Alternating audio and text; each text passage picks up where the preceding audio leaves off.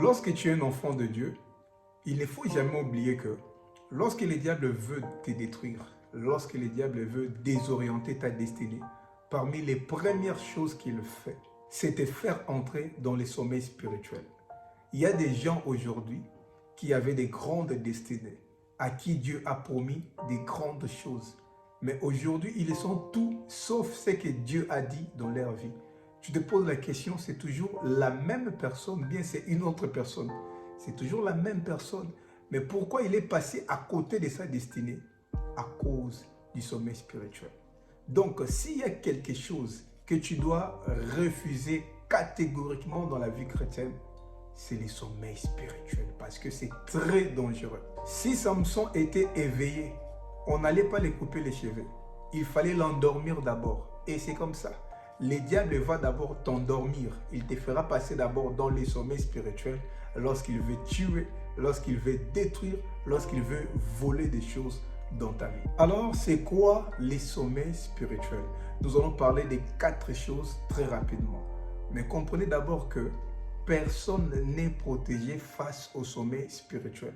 Cela peut arriver à un nouveau converti, même à un grand homme de Dieu avec plusieurs années de ministère. C'est pourquoi l'apôtre Paul dit que celui qui se tient debout prenne garde de ne pas tomber. Si tu ne fais pas attention, peu importe tes années dans le Seigneur, tu vas tomber dans les sommets spirituels. Et aussi, les sommets spirituels est un phénomène à la fois personnel et collectif. Donc, c'est-à-dire que ça peut arriver à une personne, ou ça peut arriver à une famille, ça peut arriver à un couple, ça peut même arriver à une église. Toute une communauté, toute une église peut entrer dans les sommets spirituels. Et le diable, qui est à la base du sommet spirituel, va toujours s'arranger pour que tu ne te rendes pas compte que tu es dans les sommets spirituels. Et surtout que le sommet spirituel est toujours accompagné de la perte de quelque chose. Le diable va s'arranger pour que tu ne t'aperçoives pas que tu as perdu quelque chose. Comme l'exemple de Samson, il a perdu les cheveux, mais il ne se rendait même pas compte. Il s'est dit, je m'en tirerai comme toute autre fois. Lorsqu'on lui a dit que les Philistins sont là, le diable va s'arranger, que tu ne comprennes pas que tu es en train de perdre quelque chose. C'était pendant la nuit qu'on a donné Léa à Jacob à la place de Rachel, sans qu'il s'aperçoive. Parce que c'était pendant la nuit. C'est comme ça avec le diable. C'est pendant le sommeil, c'est pendant la nuit et pendant que tu es dans le sommeil qu'il va te donner des choses qu'il ne faut pas, qu'il va voler des choses importantes dans ta vie. Parlons maintenant rapidement de ces 4 choses qui expliquent les sommeils spirituels. 1. C'est l'éloignement de Dieu ou des choses qui ont Dieu au centre comme intérêt. Lorsque le diable te fait passer par les sommets spirituels, tu ne vas plus prier. La prière que tu faisais autrefois, la manière dont tu priais autrefois, tu ne vas plus arriver à le faire. Les jeûnes que tu faisais autrefois, tu ne vas plus les faire. Même aller à l'église, se connecter même pour prier avec les autres, deviendra un problème très compliqué pour toi. Lire la parole de Dieu sera très difficile pour toi. Lorsque tu constates dans ta vie chrétienne, tu n'arrives plus à prier comme avant, il faut comprendre qu'il y a un problème. Cela doit t'inquiéter, cela doit t'alerter qu'il y a quelque chose. Lorsque tu constates que tu n'arrives plus à jeûner comme avant, tu n'arrives plus à te donner aux choses de Dieu comme avant, c'est qu'il y a un problème. Avant, tu servais Dieu, mais tu n'arrives plus à servir Dieu. Tu n'arrives plus à faire des choses comme tu faisais avant pour Dieu. C'est qu'il y a un problème. La deuxième des choses, c'est la perte de la crainte de Dieu. Autrefois, tu craignais Dieu. Autrefois, tout le monde savait que tu es un frère, tu es une sœur, tu es un serviteur de Dieu, tu es une servante de Dieu. Où tu en es aujourd'hui? Autrefois, tu craignais Dieu, mais où tu en es aujourd'hui?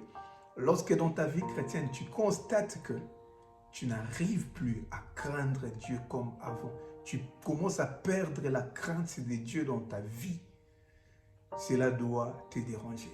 Peut-être lorsque les gens te regardent, tout le monde dit que non, c'est vraiment un enfant de Dieu, c'est une sœur, c'est un frère. Mais toi-même, tu sais au fond de toi que tu n'arrives plus à craindre Dieu comme avant. Tu fais des choses abominables.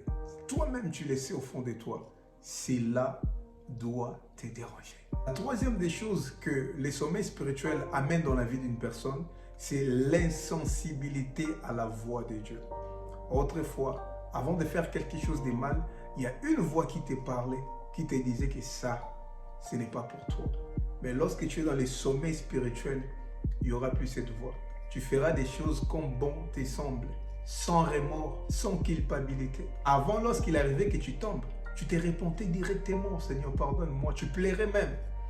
Mais lorsque tu commences à constater que tu es dans le mal, mais tu ne t'inquiètes pas, tu ne te culpabilises pas, tu les fais, demain tu les fais, après demain tu les fais, après demain tu les fais, là, c'est que tu commences déjà à ronfler spirituellement parce que tu es vraiment dans un profond sommeil spirituel. 4, c'est les retours graduels à l'état de vie qu'on avait abandonné.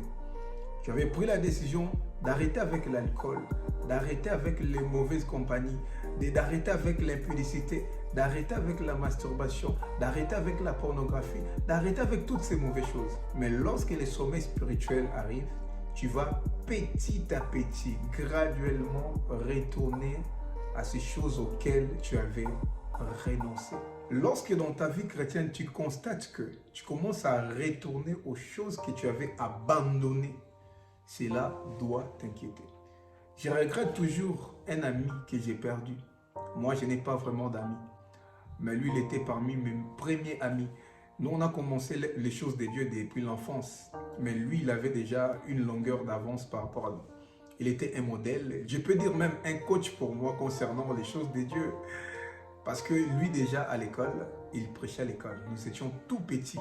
Mais lui, il prêchait. Chaque samedi, on avait une rencontre. C'est lui qui parlait. Il était très court.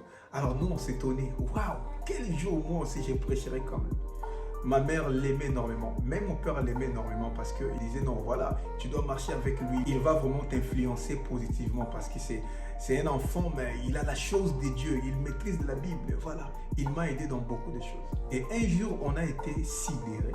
On a été surpris de l'entendre dire, est-ce que Dieu existe vraiment?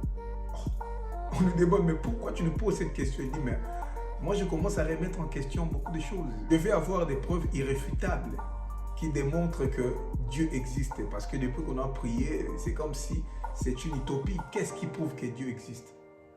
On était sidérés de l'entendre dire ce genre de conneries. On dit, oh, c'est toi ou bien c'est une autre personne? Nous, on ne comprenait pas qu'il était déjà au fond du sommeil spirituel. Il était parmi les prédicateurs dans son église malgré son jeune âge. Il a arrêté d'aller à l'église. Il avait un groupe d'adoration. Il a dit à tout le monde, ne venez plus. Donc c'est fini. On arrête avec la musique chrétienne. Moi, je vais faire la musique profane. Oh! Mais tout le monde s'étonnait. Mais qu'est-ce qui arrive à ce garçon? C'est qu'on ne comprenait pas. Il était dans les sommets spirituels parce que les diables cherchaient sa vie. Ça faisait très mal de voir un ami qui était un modèle pour toi. Lorsque tout le monde l'entendait prêcher, les gens demandaient toujours son âge. Tu as quel âge? Parce qu'il était un puissant orateur malgré son jeune âge. Mais il a commencé à vivre une vie de débauche. Il a commencé à prendre de l'alcool. Il a commencé à faire des choses bizarres. Il a changé son accoutrement. Il a mis des lignes, il a mis des teintures, des tatouages. Il avait radicalement changé. Tout le monde s'est demandé, mais qu'est-ce qui lui arrive? Après quelques temps, on nous appelle. Non, voilà, il a fait une crise. On l'a amené à l'hôpital et il est mort. Je n'ai jamais pleuré quelqu'un comme mon ami. Jamais. Parce que moi, par la grâce de Dieu, je n'ai pas vraiment perdu quelqu'un de très proche. Lui, il était la première personne qui était très proche de moi. On l'a pleuré, je vous dis.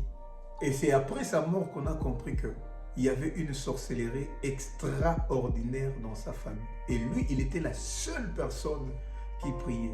Et ses prières dérangeaient leurs plans. Ils étaient orphelins de père et de mère. Mais c'est lui, comme il était l'aîné, c'est lui qui protégeait ses frères grâce à ses prières. Juste après sa mort, tout a changé dans sa famille. C'est lui qui venait après lui, son petit frère. Je pense que jusqu'à aujourd'hui, il est toujours en prison. Il est devenu voleur. Il faisait des choses comme pas possible, ainsi que sa sœur. Donc, toute la famille était finie comme ça. Les diables voyaient que s'il est toujours là, il va déranger notre plan. On doit d'abord l'éliminer.